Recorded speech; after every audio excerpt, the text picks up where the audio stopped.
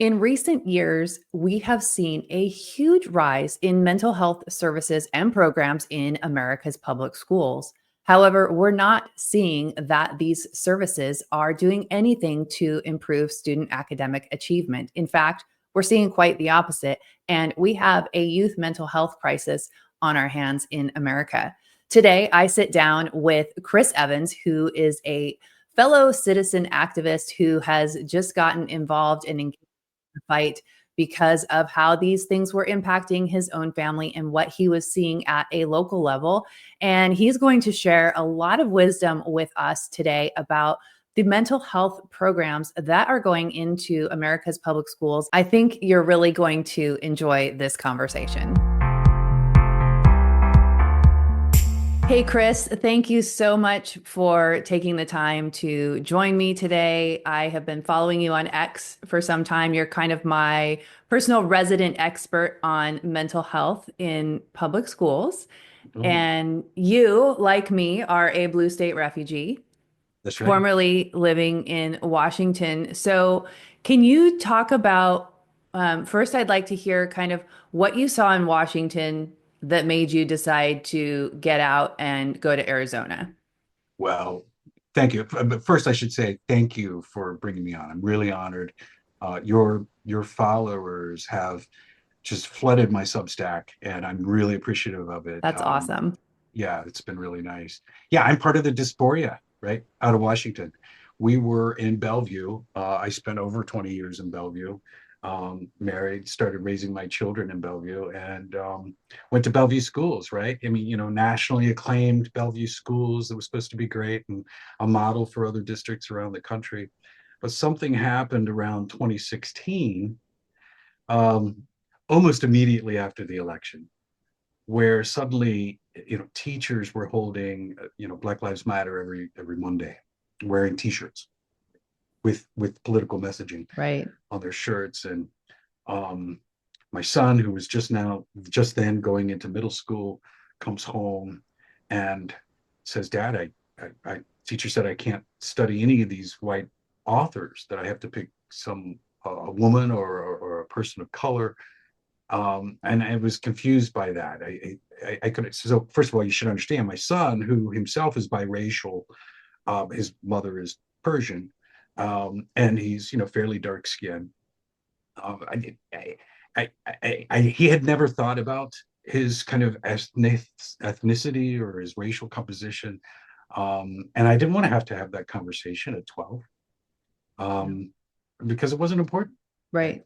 Right. But suddenly he was coming home saying, "No, this is important," and they want me to avoid white people. You're white, right, Dad? Right? That was alarming, and that was just indicative of some of the other things. I mean, Right. the student body in middle school started separating by race, right?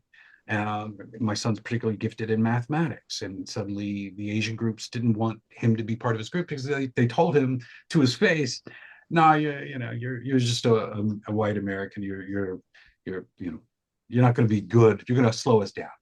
Right, and those kind of things. And suddenly I'm having to field these types of questions, and I thought, this is ridiculous. I looked at my wife and I said, you know it's hard enough dealing with the 8 months of darkness Right. and the moss growing between our toes.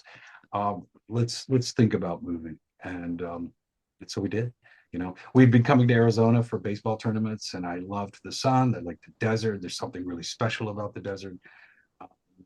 And I have a legal practice that I could basically move wherever I was, as long as I was on the West Coast, that I had the Mhm. same time zones with my clients in California and overseas, then I'd be fine. And so I just tell my wife, let's pack up, let's go, Arizona.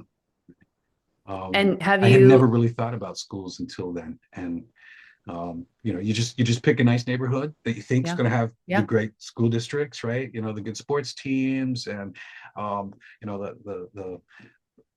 the nice facilities and such. And I thought that was about the extent of I ever thought about schools. And now Well, I'm and part of the dysphoria like you.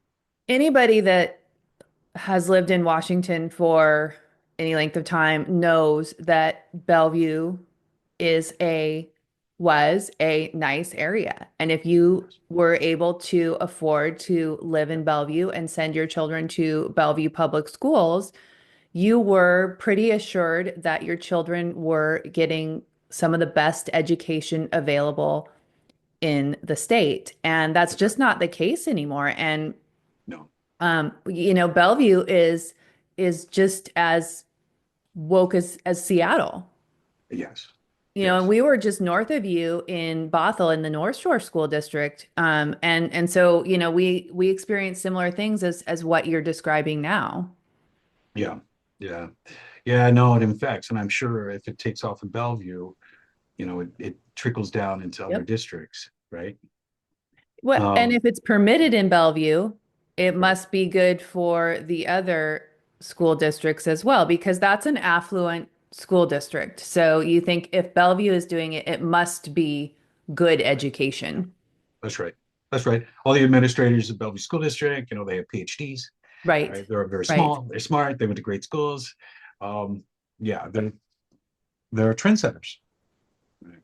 And that was true in 2016. And then by 2017, we moved and had a brief reprisal before COVID hit in 2019 and schools closed. Yeah. And that's how I got interested in actually following what goes on in schools, is because I realized I better start watching these school board meetings they're streaming on YouTube to find out if they're going to, mask the kids, or if they're going to close schools, or when they're going to open schools. And that's when I started following along with board meetings. I had never considered a school board meeting before. I don't know if you did, but No, well, not until all 2020, I think really changed things for a lot of us. And yeah, that's another reason why I wanted to talk to you. And I like to talk to people like you, parents, just regular citizens who something triggered us to go down a rabbit hole and it's become sort of a passion point that we can't let go of. And I know that's the case for you with the mental health stuff. yeah, So you start watching school board meetings online during yeah. COVID, and what were you seeing? And this is So Arizona, right? Which is this is Arizona, right? It's Scottsdale, Arizona. It's kind of a Bellevue of Phoenix, and another affluent district, very influential among states. Although it's only maybe 20,000 students, so it's not a large district, but it's fairly influential. And I just saw, I just happened to tune in and see parents really upset and holding signs and protesting, not just over masks, but over these curriculum adoptions that I'd never thought about, like how curriculums are adopted, right? And what the right, role of the school board is, or anything like that. And they're holding signs, they're protesting, and the school board president just called the meeting, said, okay, everybody out. He gets the police to push them out of the room. And I'm in shock watching this, thinking, oh my gosh, I mean, you think school boards is these democratic, right, the lowest level democratic institution, responsive to parents. That's what they're there for. The right. parents elect them. And then they kicked him out of the board meeting. And the next day, the superintendent, who had been hired from Michigan, Ann Arbor, Michigan, to come, uh, and was new, was sitting and holding a press conference the next day, sitting next to a police officer in full body armor, armed, right, and bulletproof vest and things, and they're sitting in front of all of these reporters with their 6 feet spacing. And the police officer says this amazing thing, Julie, I will never forget. I mean, it's what triggered me, like at a visceral level. The police officer said, parents, we have an intelligence unit down at the department headquarters where we monitor social media and look for parents who are critical of the school district. And when I'm just going to tell you, I'm paraphrasing, if you don't like what the school board's telling you, and you're going to come here to the meetings and just beat them over the head with your opinions, you're not welcome. And I thought to myself, what is this? This was astonishing to me, Yeah, that that was the attitude, that we're just going to accept what the experts tell us because right. they're the experts. Um, and that really set me off, kind of at a teenager level. I'm Gen X. I was into punk, and it just set me off. I was like, Yes, give me some Sex Pistols, turn it up. I'm going to go after these guys because that's not right. Right. That's not right. And so um, I decided to do what corporate lawyers do.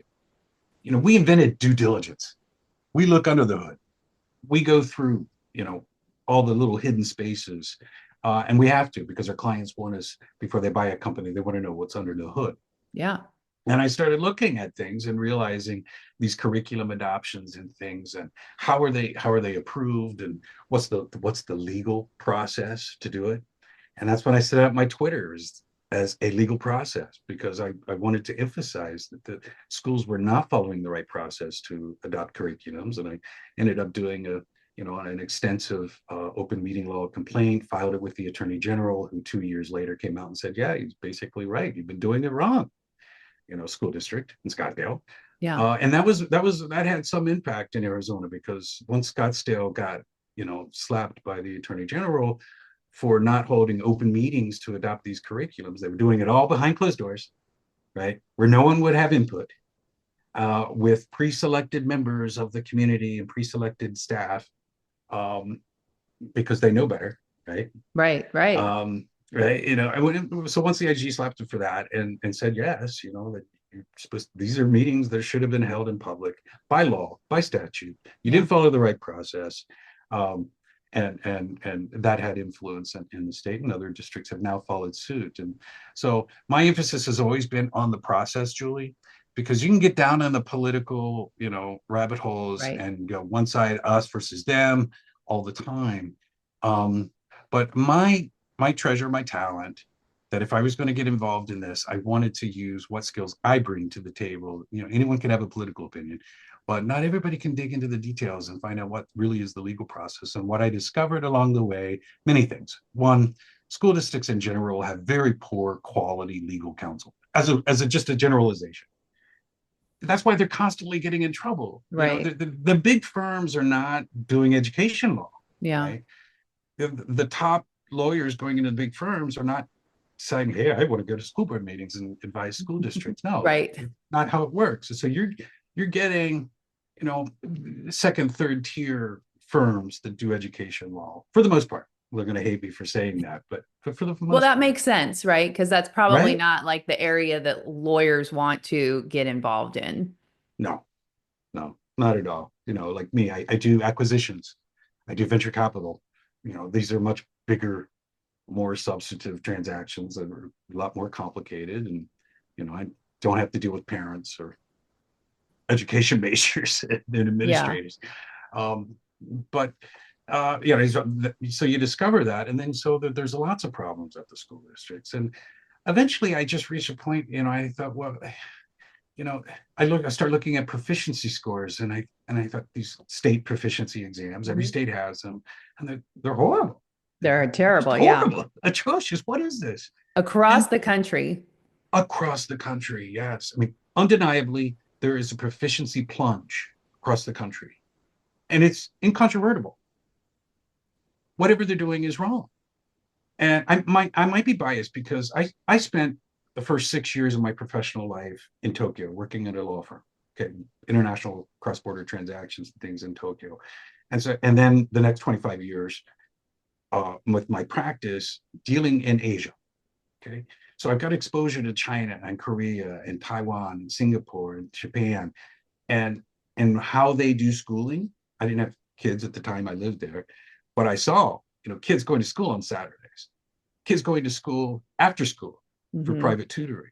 They take education very seriously. And so I'm a little bit, biased, and come back to the US and I see, there's so much more emphasis on extracurricular activities or sports or whatever. And then as I have kids of my own, and then I see behavioral problems, this indulgence of bad behavior. Yes. And where does that come from? And a lack of standards, and almost like they're teaching to the bottom instead of teaching to the top.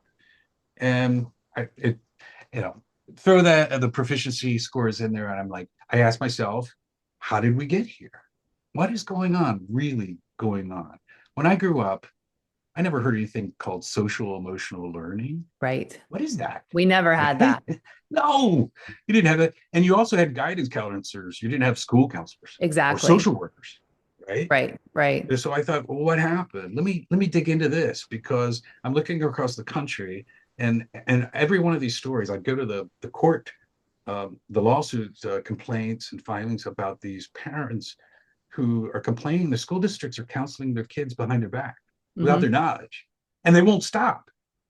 Right. And then it comes up, right, in the transing cases where schools are implementing psychosocial treatments, right, without a medical provider's advice, without parental consent.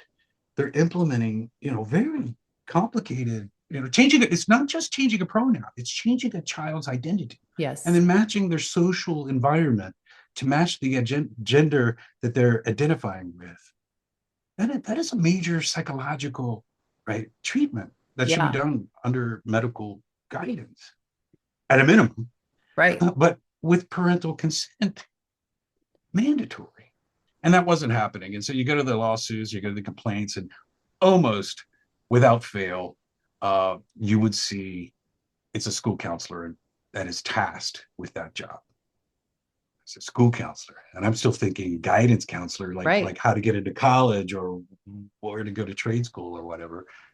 And that set off a chain reaction for me to dig into that on the rabbit hole and say, how are these school counselors doing this, and how do they have a right? I'm a lawyer. I can't practice in Arizona because I'm licensed in Washington, right? My practice is in Washington. I don't have Arizona clients. I'm very mindful of the fact that I cannot engage in the practice of law in Arizona.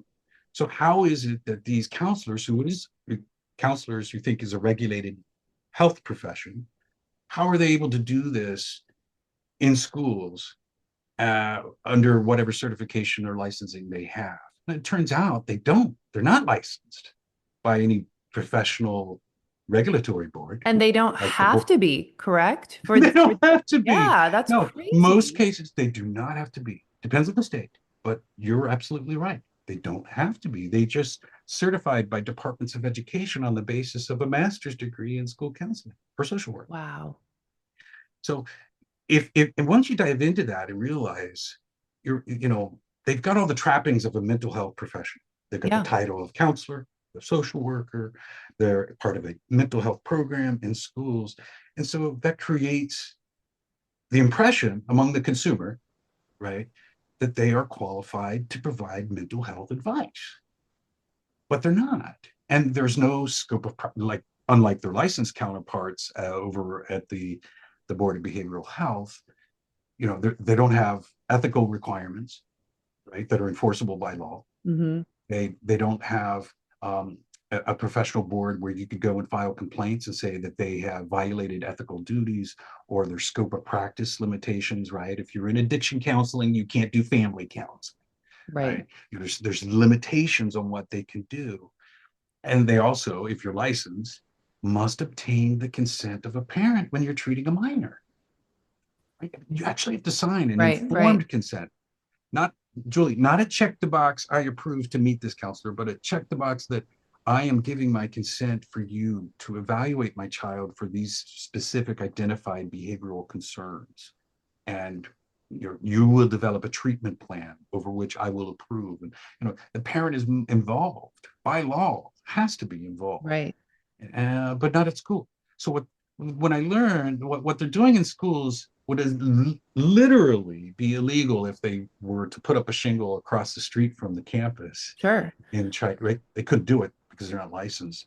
And I realized something's definitely wrong. Now in Arizona, um, I was able to find that our Board of Behavioral Health, when they moved to a mandatory licensure system in 2003, it was well over 20 years ago, they adopted a policy to basically carte blanche exclude school counselors. And I looked at the policy and I dug into the history, and I found that the reason is the legislature at the time, they believed, and they told the legislature at the time in 2003, well, they're guidance counselors, they're vocational counselors, Right. they're not doing anything, so we don't need to regulate them. And so this policy in 2003 gave essentially a blind eye to whatever school counseling was doing. Wow. And I was able to file an administrative petition. Anybody can do it. You don't have to be a lawyer, but I filed a petition with the Board of Behavioral Health.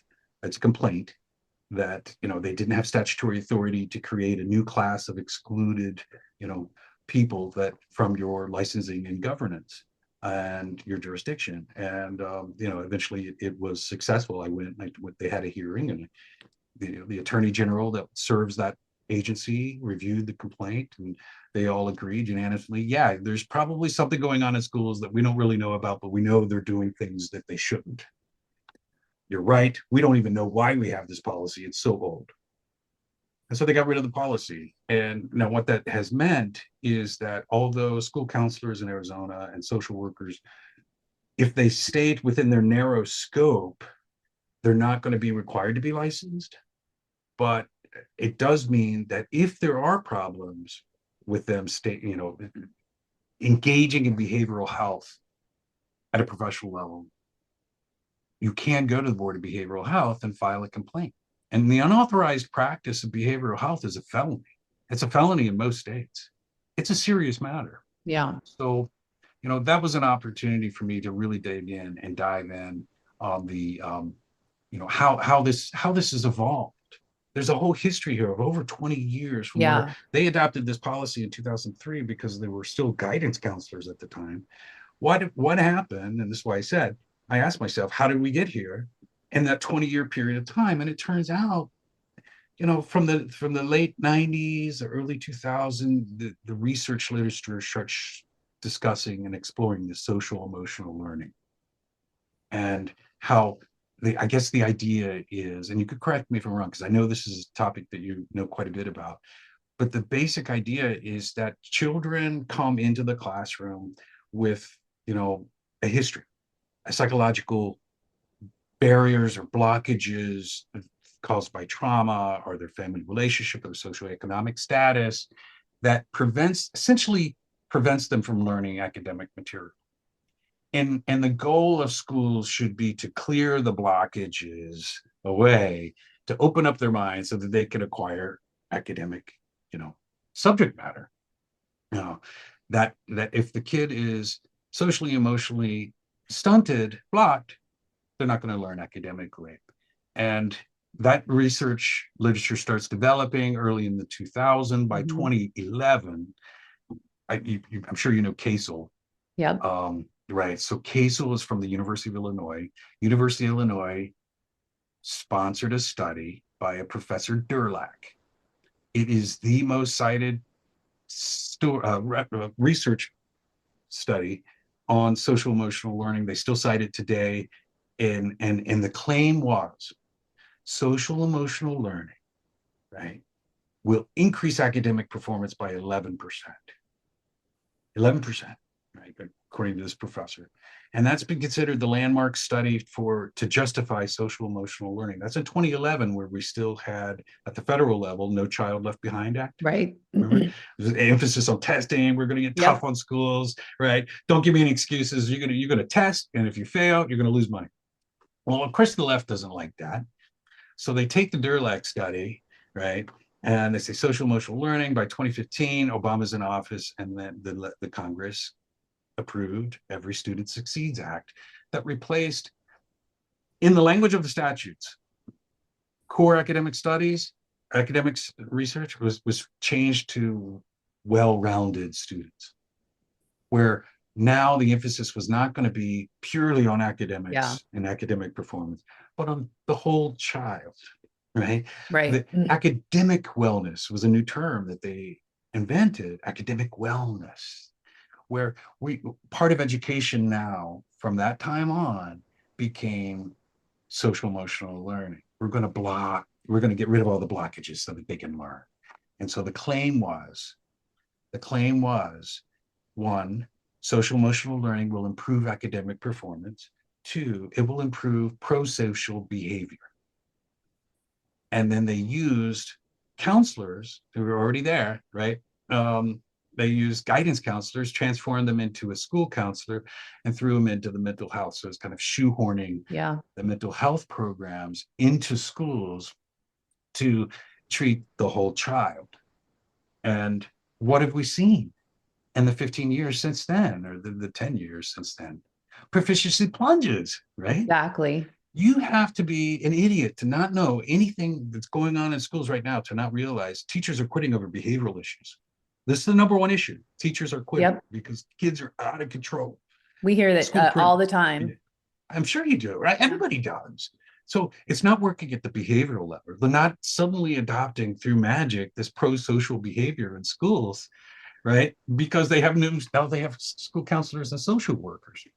And then obviously it's not working academically either, because you're indulging in thought, you're psychologizing the educational experience. And instead of treating children all the same with the standard and high standards of academic content, school's core mission now is a whole child approach. Yeah. The whole child must be cared for, right? Breakfast, lunch, after school programs, all of these things that are transforming the fundamental mission of education in schools or public schools into something that no longer resemble, the classroom where academic excellence is rewarded and achieved, and that's the core focus. It's now, these pseudoscientific theories about learning that say, we let's not put so much emphasis on academics because there's emotional and social issues, which are basically psychology. Right. Right. Right. All these school counselors have the same behavioral health science degree as their licensed counterparts. They just don't have the licensure and experience. Well, they're using the same things. They're engaging in one-on-one counseling and Right. group counseling, using theoretical orientated orientations to implement whatever counseling programs to do, whether it's mindfulness or cognitive behavioral therapy, all of these therapeutic approaches to education, right? Um, And that's problematic. I don't think parents are aware of that because like you mentioned earlier, you had the guidance counselor, which when you and I hear the word counselor in a school, Yep, our mind goes to guidance counselors. And I that's right. think that's the case with most parents, most citizens. They don't think, when they hear counselor, they don't think psychologist, but No, that is what these counselors are doing now in the school that's right. system.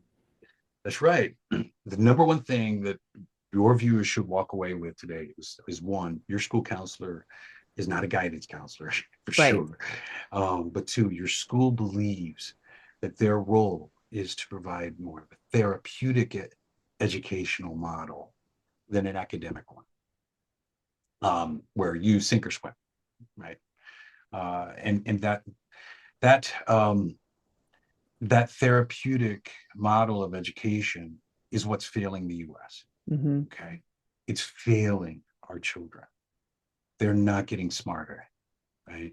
The wasted talent. We're talking generational damage at this Yeah. point because it's been so long that these really crackpot theories. They're crackpot. They need to be called out. Behind me, you see my expert Yes. clown. Okay. This is my AI generated expert clown. It's kind of my little logo that I put in my Substacks and on X. Um, we have we have witnessed a colossal, epic failure of our elites in Yes. education. And they are not. They're like Japanese World War II Japanese soldiers off on an island. They're like the war's not over yet, and 30 years go by. They are not going to give up on this theory that social emotional learning improves academic performance and improves behavior, despite the evidence to the contrary.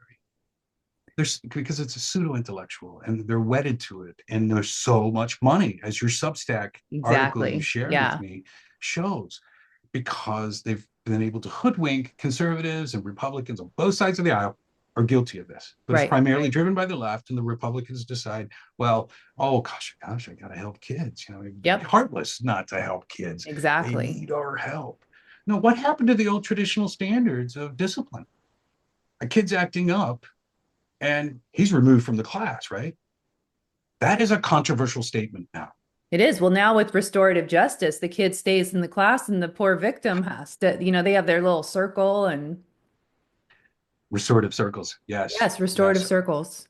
Yes. Iowa just recently developed these therapeutic rooms where they put them in therapeutic rooms Wow. with Iowa. little yoga music. Iowa, yes, Iowa. Now, Crazy. what I And want, so as we've watched the SEL, the mental health in schools, keep climbing up every year with more funding and schools getting more funding, and we've seen the test scores drop, and we've also seen the youth mental health crisis continue to skyrocket. that's right. That's right. Lots of things going on there. I think Abigail Schreier is spot on. Yeah. There is bad therapy. Sometimes when you tell, and any parent knows this, you have kids. If you give the kids an excuse, like a diagnosis, well, yeah, you're always late for school because you're just like me. This is just the way you were born, Hmm. right? Then they latch on to that and say, Right. yeah, I'm always late. Right. And Right.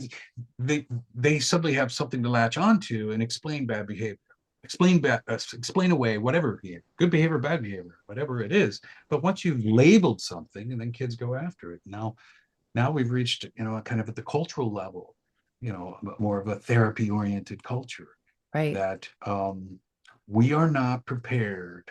So I go back to the Asian experience that I have. We are not prepared for the level of competition coming out of Asia right now. Yeah. I mean, you can see it. I mean, you got the tariff war. So suddenly we're being exposed that we've completely deindustrialized our country. Um, and it's gone to hardworking people around the rest of the world who still value hard work, discipline, and school is not a place to go to feel good. It's a Right. place to be educated. Yep. And unlike the U.S., in most Asian countries, they compel kids as early as middle school to choose a trade track or academic track. You're going into the trades or you're going into college, and Hmm. that becomes the two-track system anyway. So they prepare differently, but it's a different mindset because they're not looking at schools as a therapeutic institution, but Right. primarily as as the mechanism to pull yourself out of poverty and get into the middle class, right? And contribute Yep. to the national wealth and the healthiness of your society. So that's what's going on. And then I think if you look at what's happening, going back to this kind of evolution, this history, the money, right? Why do we have more of this? Is because of the money. Yeah. There's Huge money, huge amounts of huge money in billions. this. Biden administration was putting in billions Yeah. set aside for mental health programs at schools, and that's also attracted these mental health clinics who now want to partner with schools, Hmm. right? So now you're no longer, you talk about unregulated behavioral health in schools, right? Because school boards don't regulate it, administrators don't regulate whatever the school counselors Right. do. Now you're going to bring in under contract, actual licensed professionals to come in and roam the hallways and look for patients, and they can bill Medicaid for it, Yep. so they're Yep. guaranteed. And this is why mental health professionals are just enamored with this idea of getting into schools because it's a captive audience. The number one driver is why kids aren't, or they believe that families aren't taking their kids to get mental health resources because the lack of access, right? You're in school all day, Right. your parents are working, you're not able to take them to see a professional, but here they can come to you. And so that's just ignited a race by behavioral health agencies to set up these partnerships with schools. And I mean, that's also problematic, even if they're licensed. It's problematic that we look at schools as a place to go for healing and therapy, right? Instead of learning. Absolutely. And what we found, if you dive into the numbers at the school district level, I'll tell you, there's there's a way of analyzing school district finance, and it's very complicated because it's government funding, and there's lots of Right. different buckets of funds that they They pull do that from. on purpose. You'd think, I thought it was on purpose, but no. Now, most of the time when you're talking about education, it's more about incompetence. Ah, Yeah, I think there's some corruption, but it's also incompetence. yeah. It's a spectrum of Right. incompetence, corruption. But Student support services. So you can track how much your district is spending on student support services. Every school district around the country has adopted these common set of definitions for accounting purposes of what constitutes classroom spending. It's a phrase you probably heard about, right? Yep. Well, not all classroom spending is the same. Instruction, right? But there's the different categories of classroom instruction. Instruction is like teacher salary, textbooks, curricular activities, clubs, athletics, all of kind of the traditional expenditures that you would associate with schools that we grew up with, right? Mm-hmm. Your experience in the educational, athletics and clubs are part of the educational experience. Um, Support services is also considered classroom. The support services is what they label, what they pay school counselors and social workers, but also nurses and speech therapists and audiologists. So basically, the therapeutic social services go into support services. Now that number in the last 20 years has gone up 52% nationwide. Wow. Schools are spending more money on the support services than they are going into instruction. And if you dive into it, there's almost, you can almost say with certainty, there's an inverse ratio element here. The Mm-hmm. more money you put into support services, the less you're putting into instruction. And this is not in teachers' interest to be seeing the limited public funding going away from them and to counselors and social workers. But the more that goes into support services, less into instruction, the proficiencies go down. Yep. You can read. I write about this in my Substack quite a bit, man, on X, because it only makes sense, right? I mean, you get what you're spending your money on. There's more therapy and less learning. Yeah. Uh, it's really tragic that we're spending. In Arizona, in the last 25 years, the amount on support services has doubled. Wow. And the And amount on that's instruction, everybody, thinks Arizona's like the, education, gold standard for education. well, only with respect to choice. And there's a reason, because we can get into that subtopic, but the point is that what I'm trying to make is that these support services continue to suck up money away from Yeah. instruction, Yeah. right?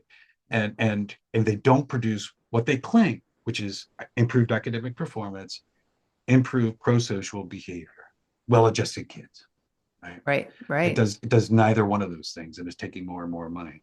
Arizona is actually in one of the billionaires club, what I call the billionaires club.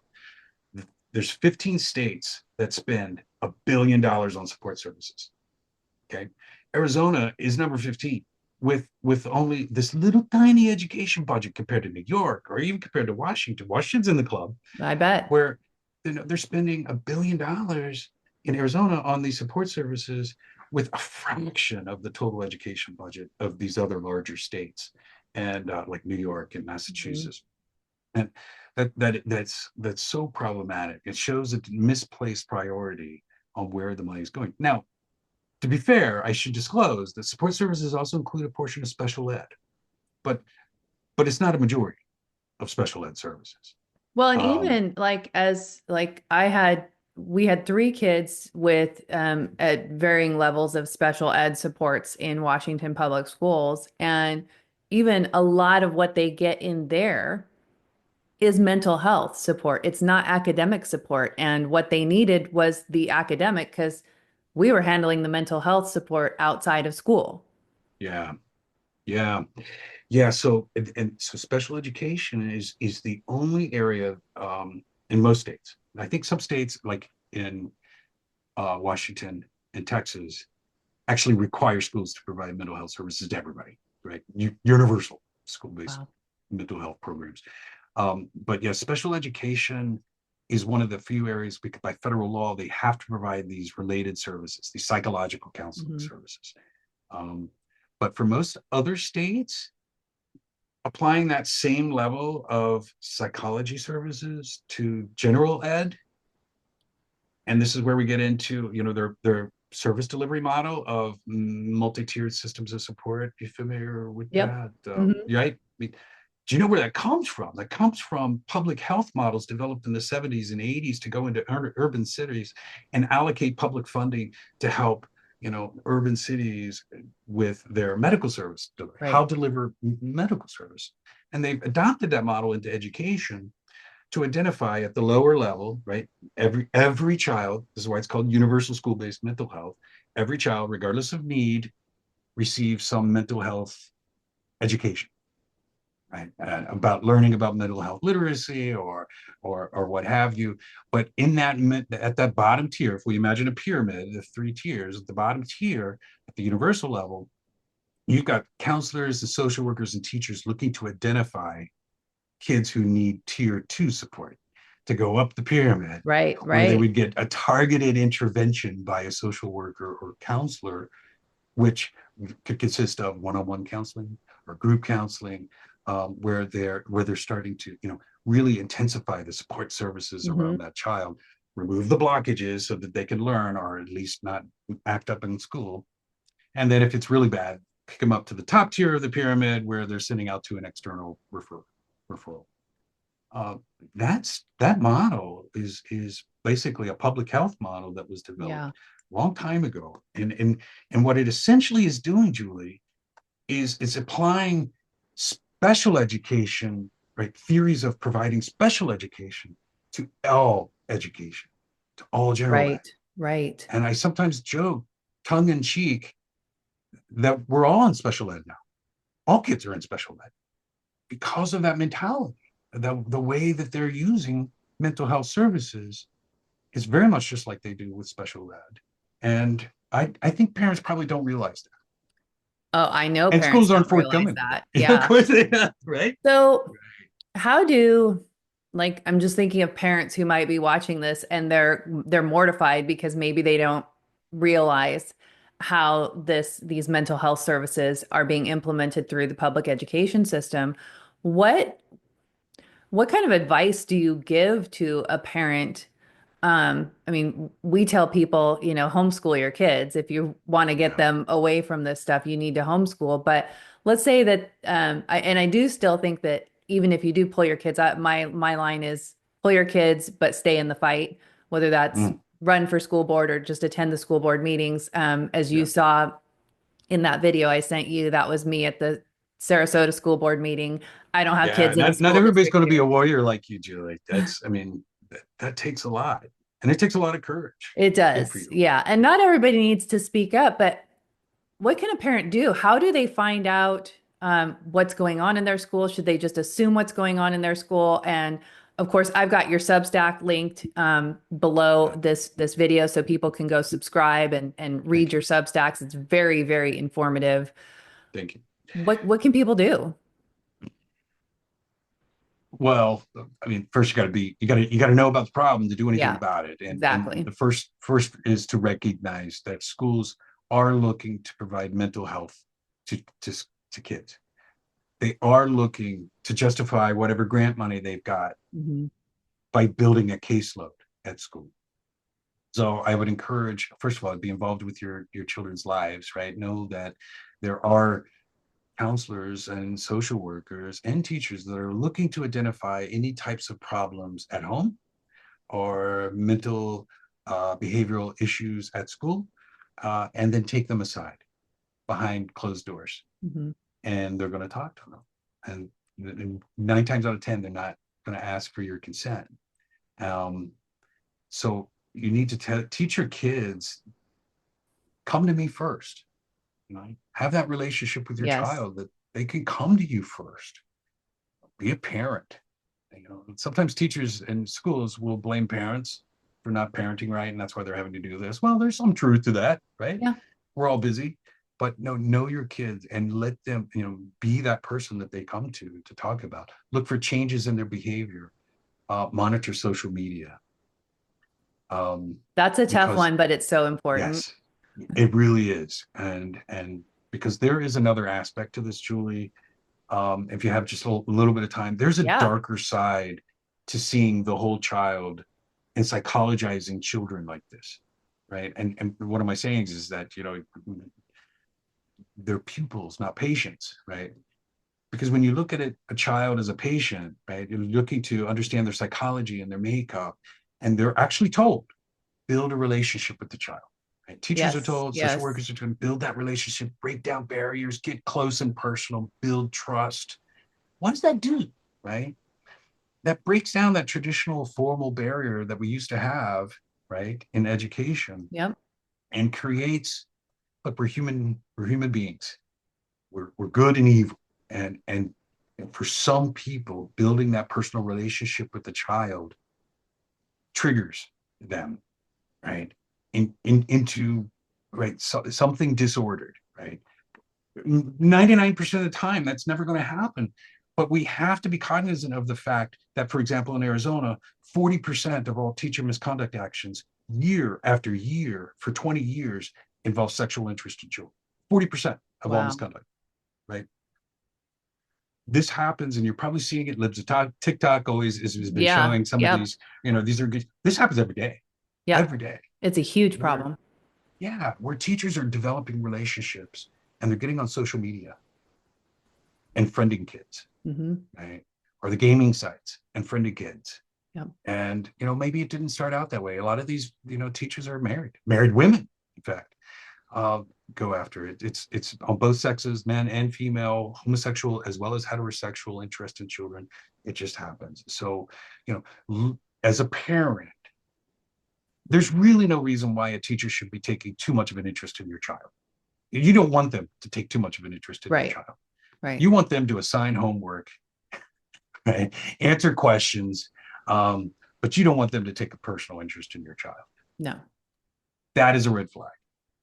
Sorry, I know the coach is really cool. He's really nice. The kid likes him, but you're not hanging out after Yeah. class or after practice. Yeah. That's just one of those healthy boundaries. And if people Healthy haven't read it, boundaries. I recommend the book Boundaries by Henry Cloud. Oh, I don't know that. No, Um, no. it really Cloud. changed my life. But I think what the point you're bringing up here about these relationships that school, not just teachers, but school staff are building with students, and as you noted, it's so inappropriate in many Yeah. cases, and we're seeing a lot of all of this sexual stuff that's going on with the SEL stuff is grooming.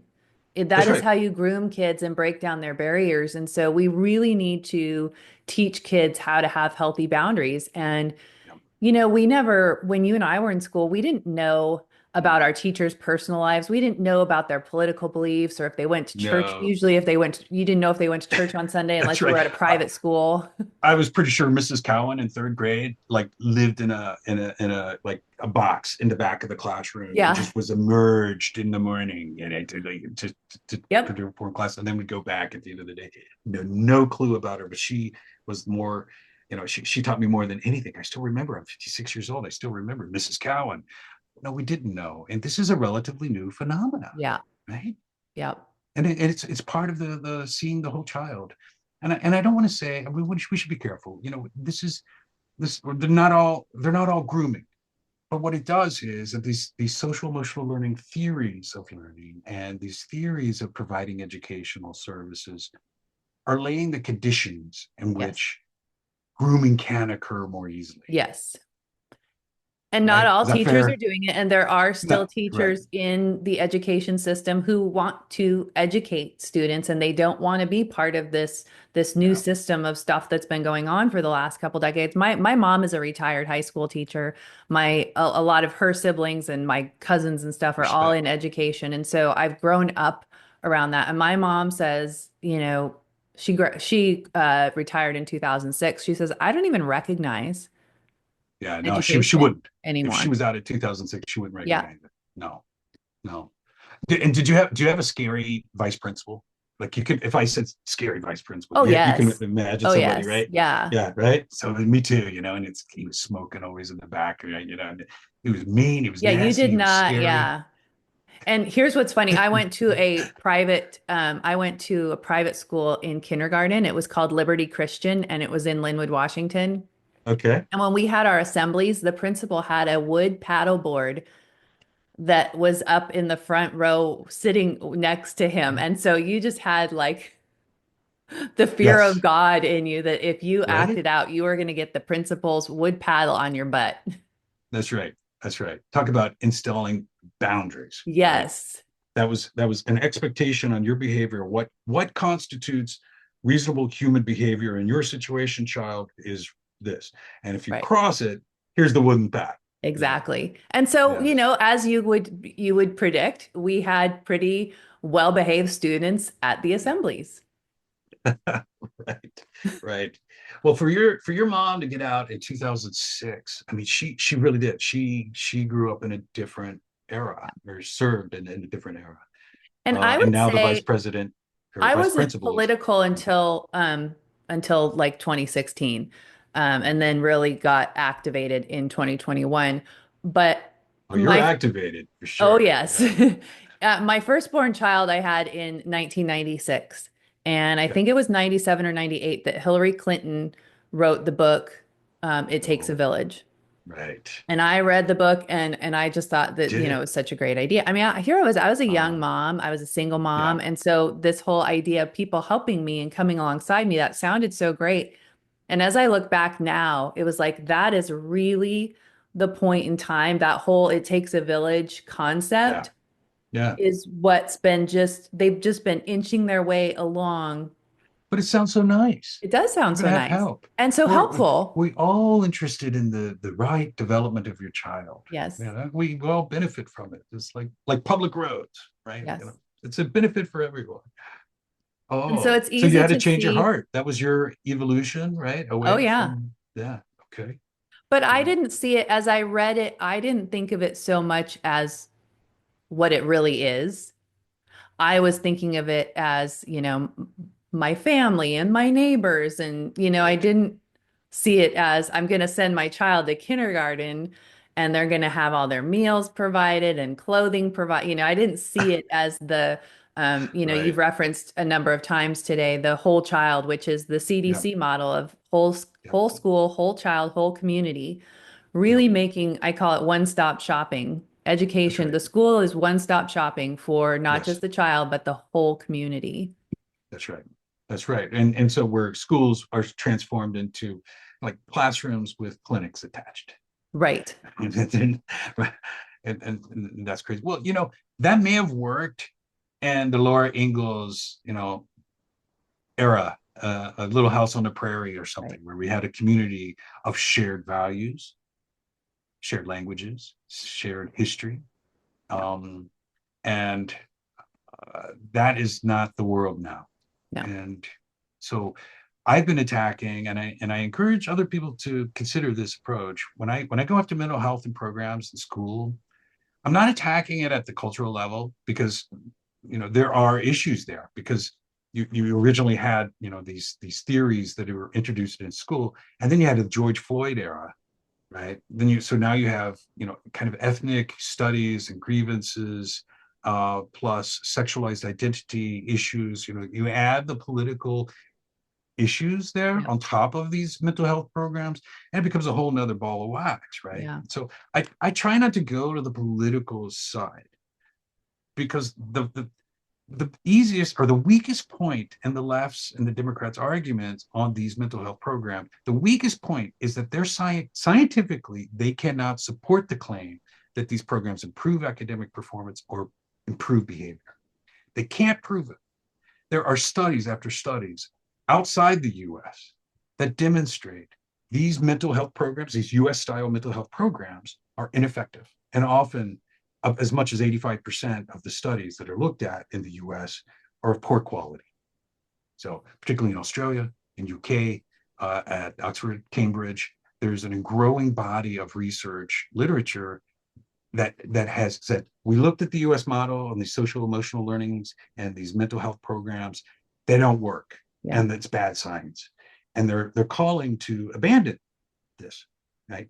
I mean, cutting edge research are saying now, it was all wrong, and unfortunately you have to go outside of the US to read these research studies, where the Europeans are like, hey, the US say that this will improve academics, let's try to bring it, we'll bring it into Europe, but they can't validate the claims. So that's because it's the weakest point. So I go after them at kind of the scientific level. The claims they are making, the truth claims they are making, are not valid. They're not true.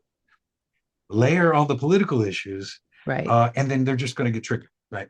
If you The- come in and talk about school counselors, transing people, or something right, like that, right. they get triggered and Yep. cognitively shut down, and you can't have a debate or a discussion. So I try to focus on, That's on a more neutral ground. That's really great advice because I think that our side, the right to the right of far left, wherever Yeah. that may be for you, I think it's very important for us to be strategic in our arguments. And, Yes. like you said, when you attack the cultural, political pieces of it, you just trigger them Yes. and you can't really have the argument that's really the core root of the issue. So I love that you said that, Precisely. and I hope that people who are watching this will consider that when having discussions with people or bringing this up at a school board meeting or wherever you're engaging in this debate. Yes. Really attack it from that scientific level of mental health does not improve academic performance, and there's science behind it. And that's all you have. Yes. All this, you break this down on your Substack, correct? Yes. That's right. Yeah. Article after article of Cambridge studies, Oxford studies, University of Bristol, University of Milan. Um, there are studies after studies because they wanted in on this. The Europeans wanted in on these programs that the Americans were saying were so great, and they just can't make it work because it doesn't work. Yeah. And a lot of the research in the U.S., is just we say It's junk. biased. It's junk. It's bunk, right? Um, for whatever reason, there's all kinds of reasons why there would be, Yeah.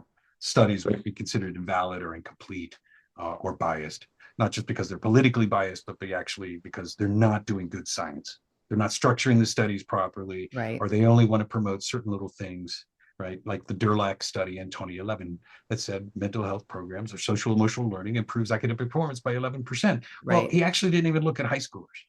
He only looked at like grade school, and Wow. and then a small number sample size. Well, that's not good science. Come on, Yeah. So attack them on the ideas, um, not their values. Right now, we can disagree about values, but we have to engage. And there's where I've kind of reached this point where I want a truce in the culture war. Right? Can we just have a truce and talk about what works, what doesn't, and what's important to us and what's not? Yeah. And if you disagree with me politically or religiously, I mean, I'm a conservative Catholic. That's fine. You can disagree with me, but we need to be able to engage on whether, when it comes to education, is this improving academic performance? And it's not. And Right. we're running out of time. The world's changing, right? I mean, the world, we all feel it. Something's changed. We've Yep. come out of the Cold War and we kind of lost our way. And now we got Trump in here throwing tariffs everywhere, and the kind of a multipolar world, and we don't know where kids are going to get jobs in the future, and we don't have enough people that can work the trades, but we have too many people in finance and Yep. software, and not enough people with jobs. The Yep. middle class, I'm from middle class, and you see some of these small towns in Washington, the logging industry gone. Yeah. I'm sure you see in Florida too. It's just, we need to do something with this country, and it starts with education. It It is does. your ability to move out of whatever condition you're in, child. You can improve yourself with the right education. And that's the Absolutely. message they need to hear, not excuses and diagnoses about why you are psychologically impaired. And Yep. that's why you can't learn. 100%. Yeah. Yep. Wow, you and I could talk all day because this is such a big issue. It's such a complex issue. And I think Yeah. you really nailed it right there when we need to fix this education system because our society depends on it. And Yeah. we've got to educate kids so that they're able to be productive members of our society and for their own well-being. A well-educated person is generally social socially and emotionally more balanced. That's right. You're healthy. Right. Be healthy. Yeah. Yes, So that's right. I so appreciate your time today, and I hope that maybe you'll Well, consider thank you, coming Julie. back again in the future, because I think there are, some side issues to this that we could really go down. I think it'd be fun to break apart the whole school, whole child thing from the CDC, and some of that we could, and the whole community-based health Oh centers that yeah, are in schools. I mean, we could go down so many different absolutely. rabbit holes. Yeah, I mean the CDC, they give that scientific veneer, right, Yeah, to what educators already want to do, which right, is so, right. and it's just bunk. Yep. Well, thank you, Joe. I would love to talk to you more, and Yeah, invite me we'll back definitely do anytime. it. And for everybody that's watching, I've got links down below for Chris's Substack. And if you want to follow him on X, which is where I found Chris, and he pushes out a lot of good content on X, and you can message him, and he'll, at least for me, he answers me when I have questions, and it's A fun to legal just. process. Yeah, What's that? At a a legal legal process. process. Yep. That's And right. I've got all that linked below. So hope you guys will go check him out, and we will definitely do this again in the future. Thanks so much for joining us for this important conversation today. I've got all of Chris's contact info, his Substack, all down below in the description. I hope that you will go give him a follow and subscribe to his Substack so that you can keep on top of this important information. And please do share this video and his Substack with people in your circle of influence so that we can help spread the word, educate, and inform other citizens and parents about what's going on in America's public schools. If you're not already subscribed to our YouTube channel and our Substack, please do that today as well. Thanks so much for watching, and I look forward to seeing you in the next video.